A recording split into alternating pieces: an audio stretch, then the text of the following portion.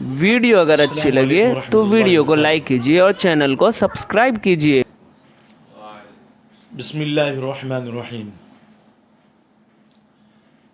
لقد کان لکم فی رسول اللہ اسوۃ حسنہ، صدق اللہ العظیم۔ حضرت محمد رسول اللہ صلی اللہ علیہ وسلم کی سیرت پاک کو بیان کیا جا رہا ہے۔ پچھلے جمعہ میں طائف کے واقعے کو بیان کیا گیا تھا۔ طائف سے نبی کریم صلی اللہ علیہ وسلم رنجیدہ ہو کر، مایوس ہو کر عتبہ اور شیبہ کے باغ کے پاس میں پہنچے۔ پھر اس کے بعد میں مقام نخلا میں آئے۔ پھر مقام نخلا سے نبی کریم صلی اللہ علیہ وسلم واپس مکہ کی طرف لوٹے۔ شہر مکہ میں داخل ہونے سے پہلے آپ صلی اللہ علیہ وسلم غار حرا میں تشریف لے گئے، جہاں پر اللہ کے رسول صلی اللہ علیہ وسلم ہمیشہ اللہ رب العزت کی عبادت کیا کرتے تھے۔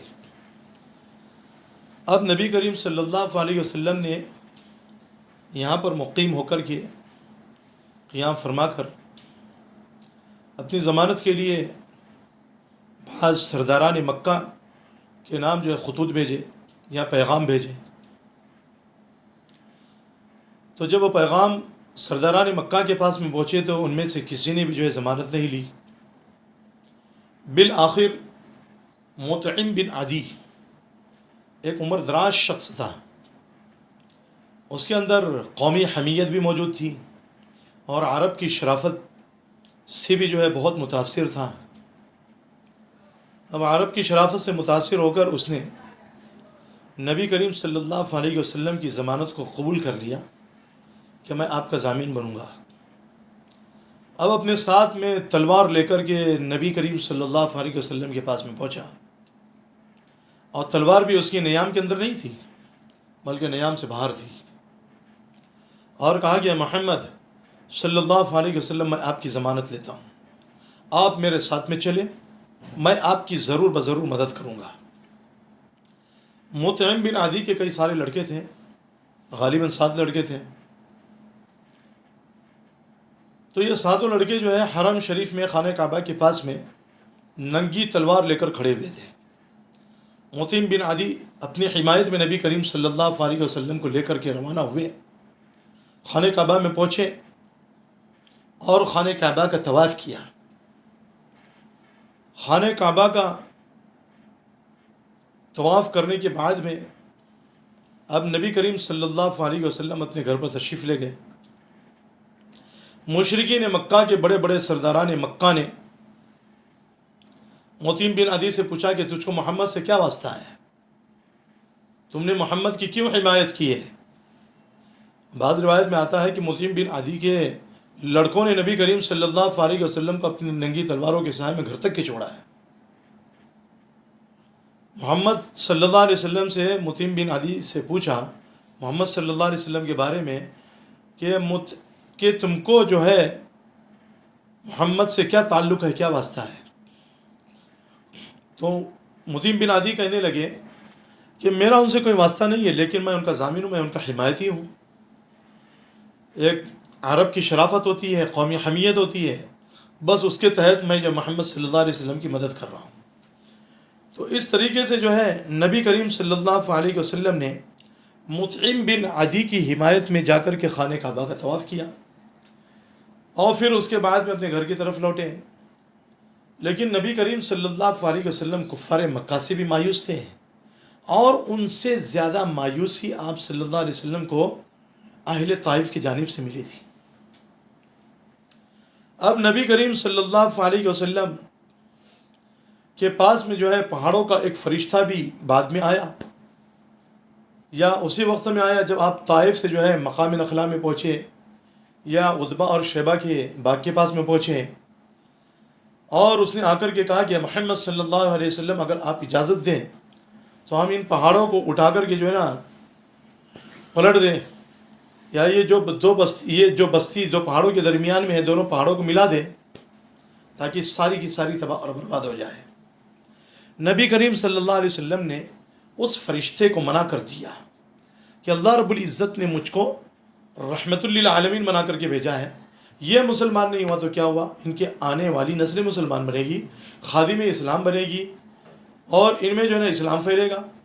نبی کریم صلی اللہ علیہ وسلم کی دعائیں تھی، بعد میں جو ہے طائف میں اسلام پھیلا، بڑے بڑے اللہ والے وہاں پر پیدا ہوئے، محمد بن قاسم وہاں پر پیدا ہوئے، قبیلہ ثقیف سے تعلق رکھنے والے، جو لات کے پجاری تھے، لات کا مندر تھا وہاں پر۔ تو بہرحال اب یہ سن 10 نبوی کی بات تھی کہ حضرت ابو طالب کا بھی سن 10 نبوی میں انتقال ہو گیا تھا، ان کے 2 مہینے کے بعد میں حضرت خدیجہ کا بھی انتقال ہو گیا تھا۔ پھر نبی کریم صلی اللہ علیہ وسلم نے سن 10 نبوی کے آخر میں حضرت عائشہ بنت ابو بکر رضی اللہ تعالی عنہا سے نکاح کیا، اور سودا بنت زمعہ سے بھی نکاح کیا۔ ان دونوں سے نبی کریم صلی اللہ علیہ وسلم نے یعنی سن 10 نبوی کے آخر میں جو ہے نا نکاح فرمایا۔ اب بعض مفسرین کا یہ قول ہے کہ یا تاریخ لکھنے والوں کا یہ قول ہے کہ سن 10 نبوی میں نبی کریم صلی اللہ علیہ وسلم کو معراج بھی نصیب ہوئی، آپ کو معراج میں لے جایا گیا۔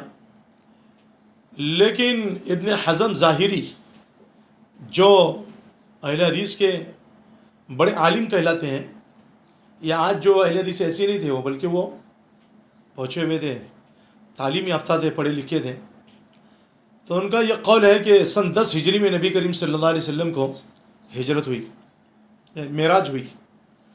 بہرحال معراج کا ذکر اللہ رب العزت نے قرآن کریم میں سورۃ النجم میں بیان فرمایا، کیونکہ معراج کا جو سفر ہے وہ 2 سفر ہے، ایک تو اسراء ہے، مکہ سے مسجد اقصیٰ تک ایک سفر، مسجد اقصیٰ سے آسمانوں کی طرف سدرۃ المنتہا کی طرف ایک سفر۔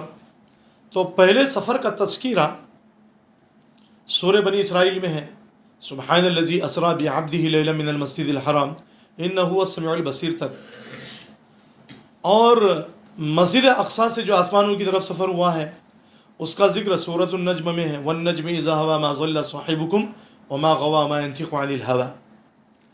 اور متواتر روایتیں بھی موجود ہیں کہ جس میں معراج کے واقعے کو بیان کیا گیا ہے، سیرت ابن ہشام میں بھی نقل کیا گیا ہے، البدایہ والنہایہ میں بھی جو ہے تفصیل کے ساتھ میں بہت ساری روایات کے ساتھ میں نقل کیا گیا ہے۔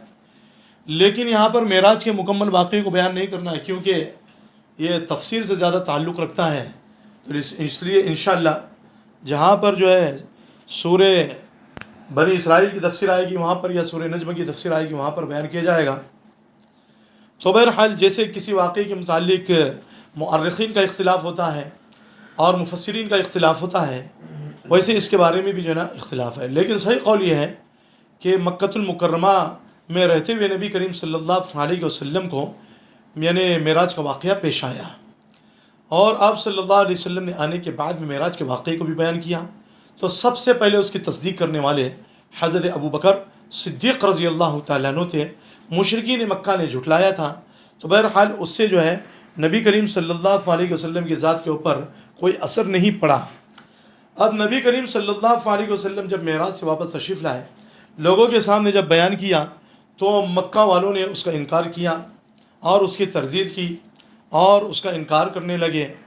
اب نبی کریم صلی اللہ علیہ وسلم مکہ والوں سے بہت زیادہ نا امید ہو کر یعنی طائف کا قصد کیا تھا۔ اب طائف کا جب قصد کیا تھا تو وہاں پر گئے تو طائف میں جو ہے مکہ والے سے بھی زیادہ آپ صلی اللہ علیہ وسلم کو طائف والوں نے بدتر نمونہ دکھایا۔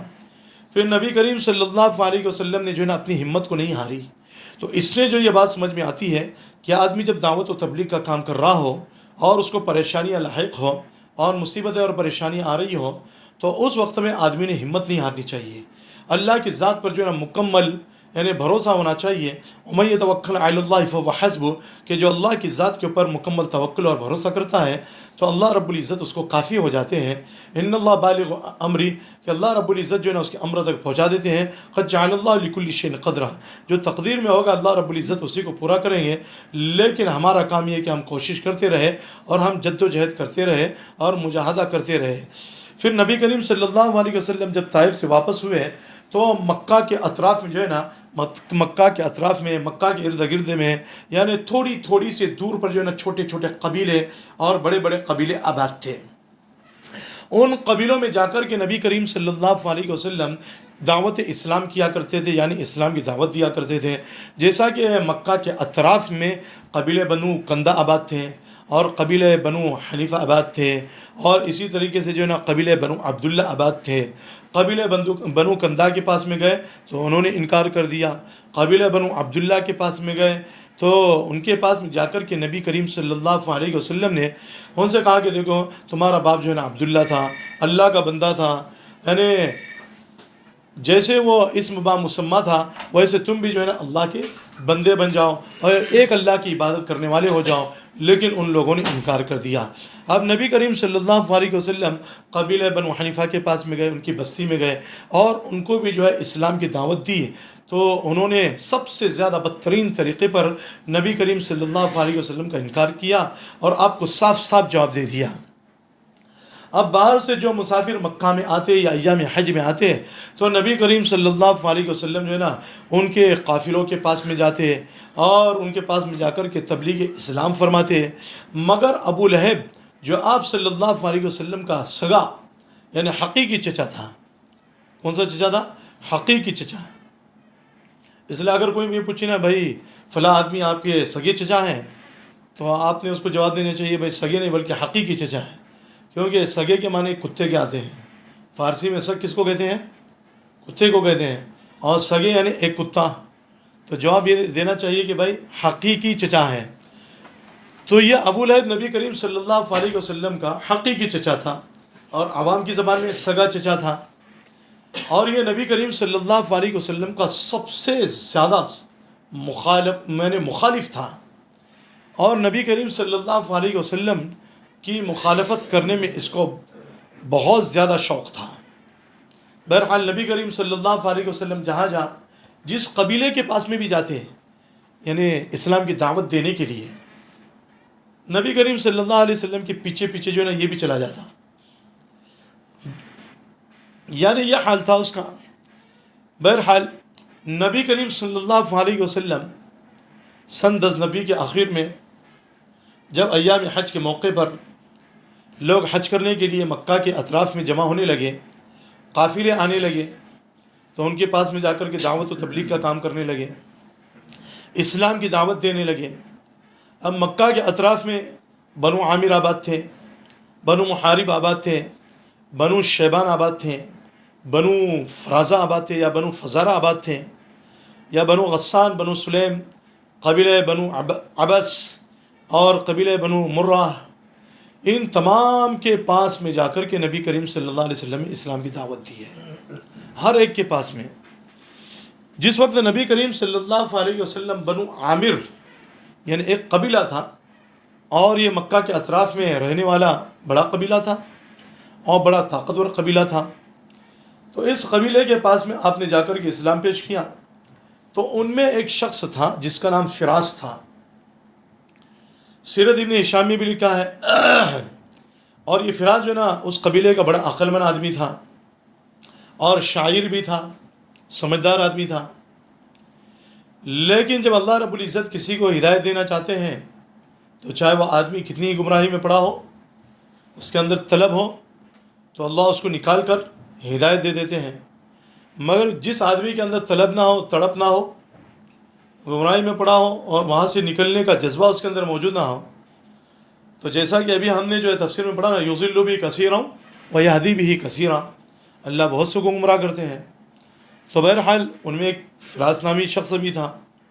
تو یہ فراس نامی جو شخص تھا، اس نے نبی کریم صلی اللہ علیہ وسلم سے کہا کہ اگر ہم مسلمان ہو جائیں، ہم ایمان لائے، تو کیا آپ اپنے بعد میں یعنی اپنی زندگی میں ہم لوگوں کو خلیفہ بنائیں گے اپنا؟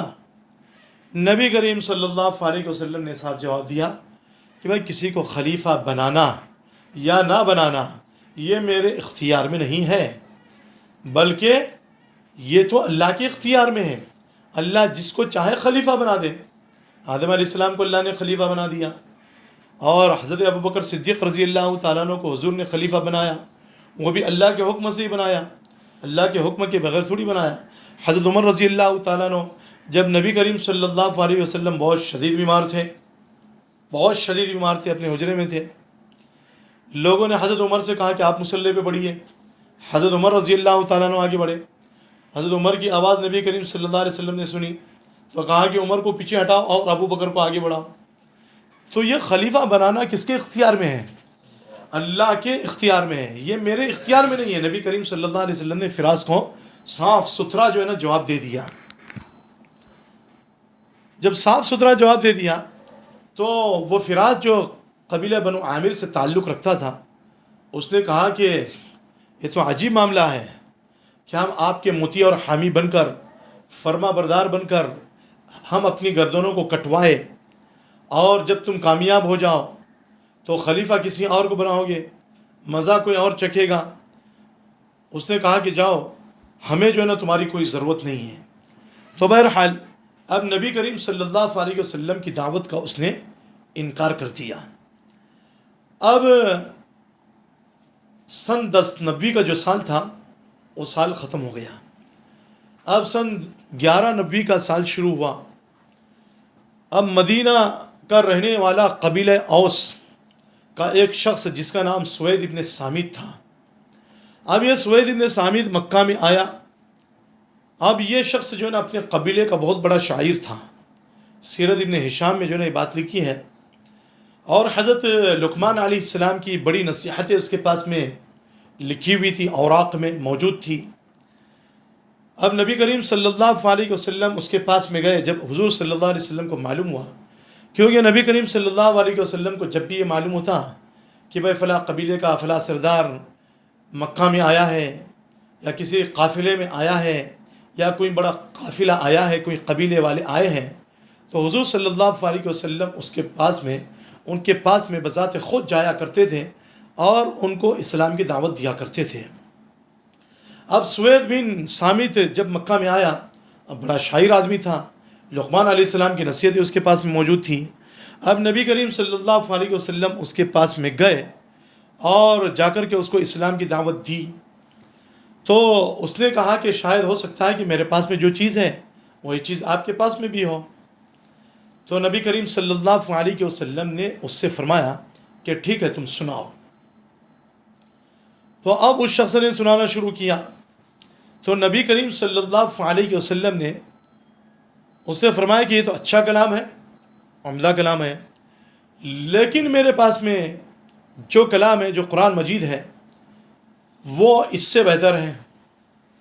انزل اللہ تعالی علیہ القرآن، کہ اللہ رب العزت نے مجھ پر قرآن کو نازل کیا، فیہ ہدی و نور، کہ اس میں اللہ رب العزت نے ہدایت بھی رکھی ہے، نور بھی رکھا ہے۔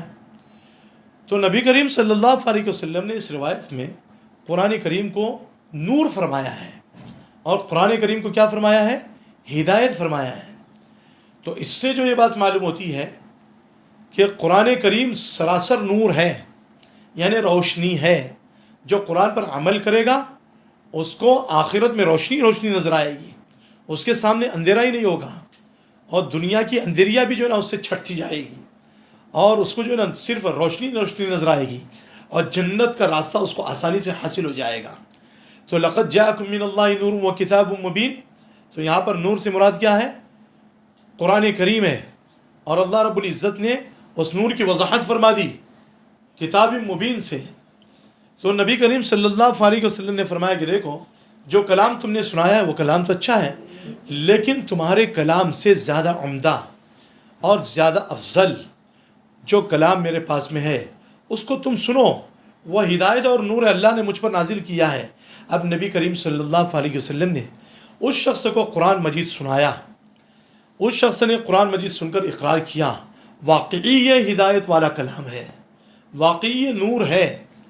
بعض روایت میں آتا ہے کہ وہ شخص جو ہے نا مسلمان ہو گیا، بعض روایت میں آتا ہے کہ وہ مسلمان تو نہیں ہوا، مگر آپ صلی اللہ علیہ وسلم کی اس شخص نے مخالفت بھی نہیں کی، جیسا کہ قبیلہ بنو عامر کے فراس نامی شخص نے مخالفت کی تھی، اور آپ کو جو ہے الٹا جواب دے دیا تھا، انکار کر دیا تھا۔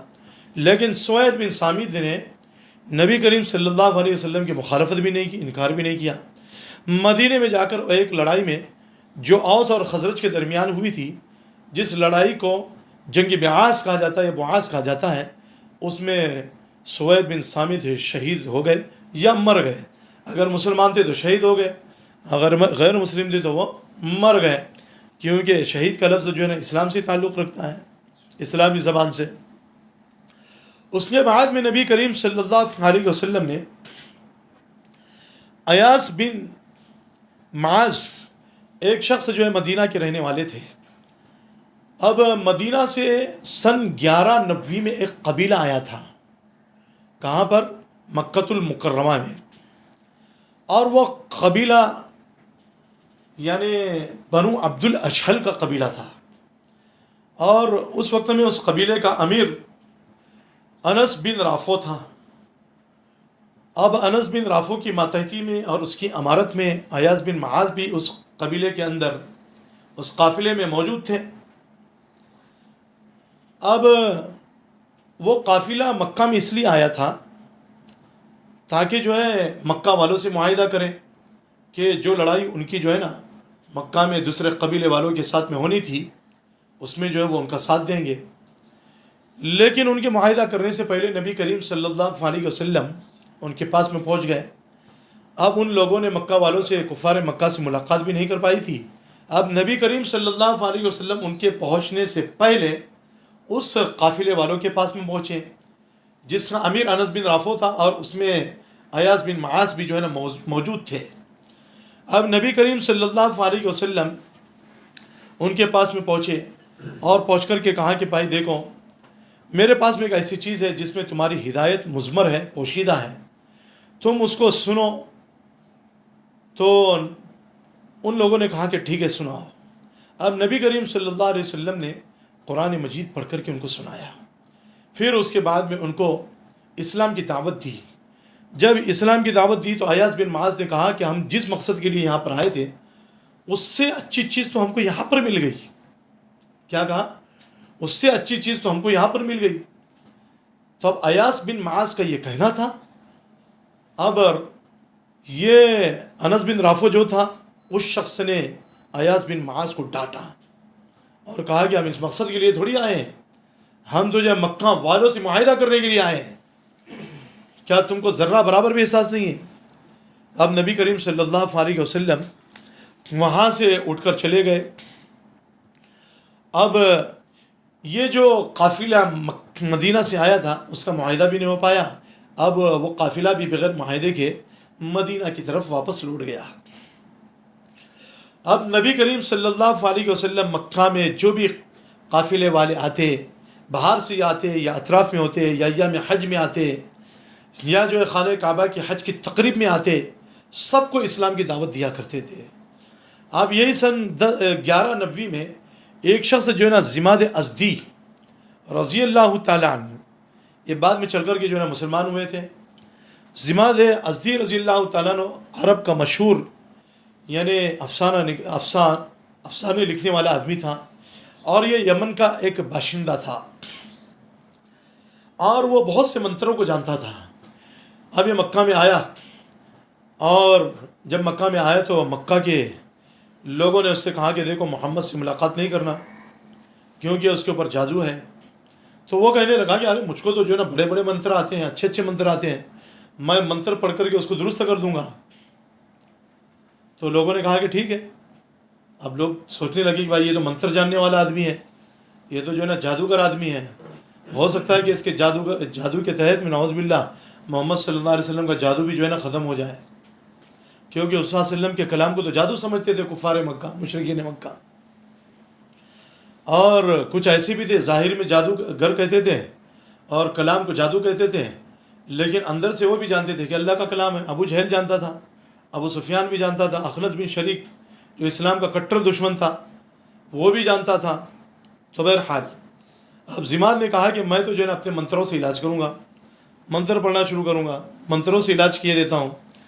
چنانچہ اس نے نبی کریم صلی اللہ علیہ وسلم کی خدمت میں حاضر ہو کر کے کہا کہ میں تم کو اپنا منتر سناتا ہوں.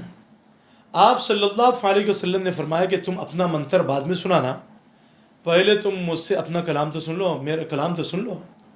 جو اللہ نے مجھ پر نازل کیا ہے اس کلام کو سن لو یا میری بات کو سن لو. تو چنانچہ نبی کریم صلی اللہ علیہ وسلم نے خطبے کے ابتدائی کلمات اس طرح شروع کیے: الحمد للہ نحمدہ ونستعینہ من یہدہ اللہ فلا مضل لہ ومن یضلل فلا ہادی لہ واشہد ان لا الہ الا اللہ وحدہ لا شریک لہ واشہد ان محمدا عبدہ ورسولہ. تمام تعریف اللہ ہی کے لیے ہے. ہم اللہ کی حمد بیان کرتے ہیں اور اللہ ہی سے مدد چاہتے ہیں.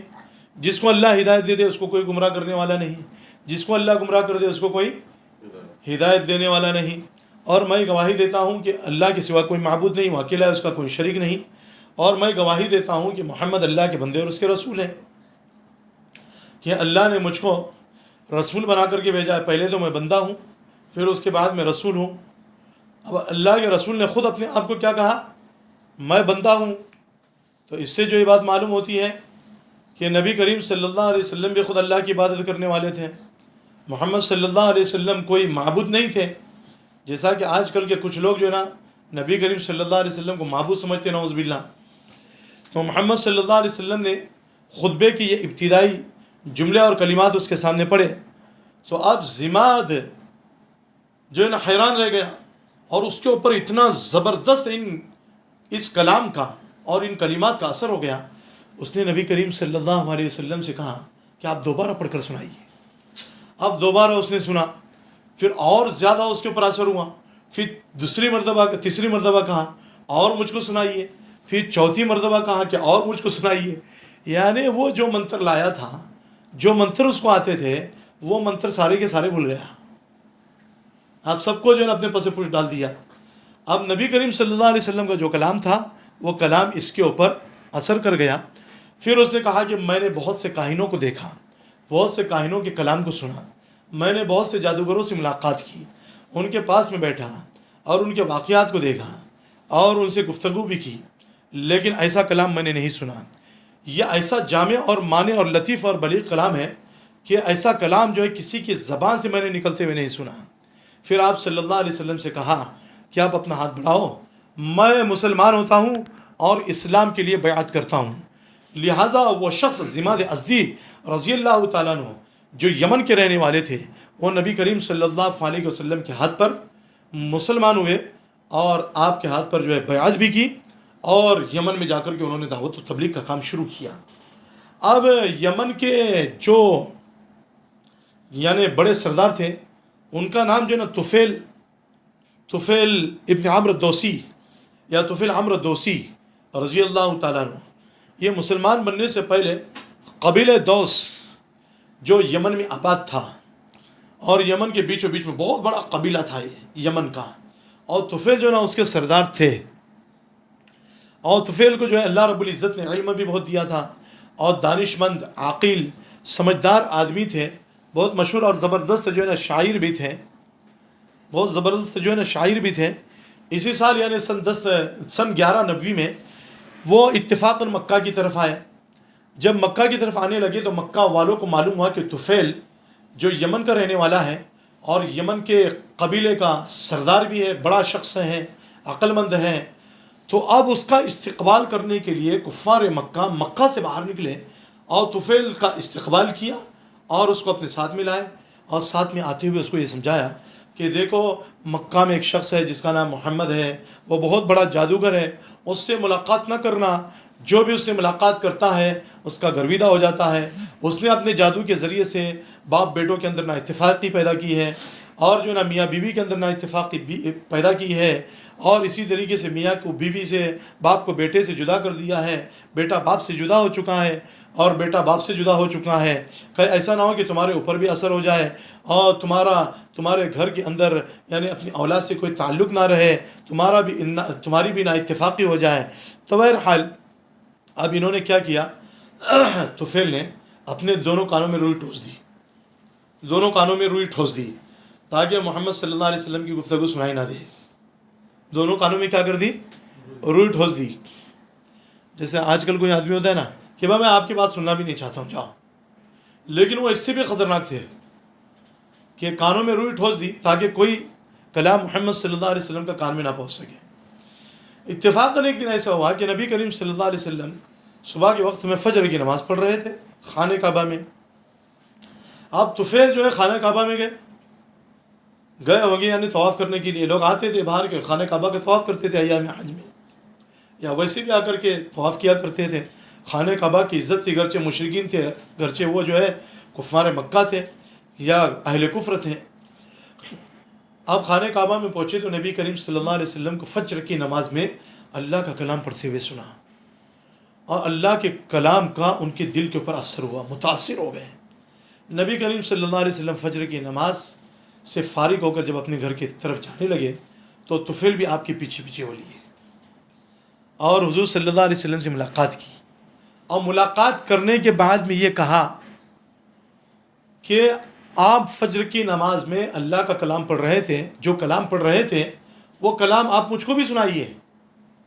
تو حضور صلی اللہ علیہ وسلم نے وہ کلام پڑھ کر کے سنایا تو حضرت طفیل کے اوپر بہت زبردست اثر ہوا، مسلمان ہوئے اور رعایت کیا کہ میں یمن میں جا کر کے اپنے قبیلے والوں کو دعوت دوں گا. اور ساتھ میں یہ بھی کہا کہ دیکھو مکہ والے جو ہے نا آپ کو بہت زیادہ تکلیف دیتے ہیں، لہٰذا میں یہ چاہتا ہوں کہ آپ میرے ساتھ میں ہجرت فرمائیں اور میرے گھر پر چلے، میں آپ کو ٹھکانہ دوں گا.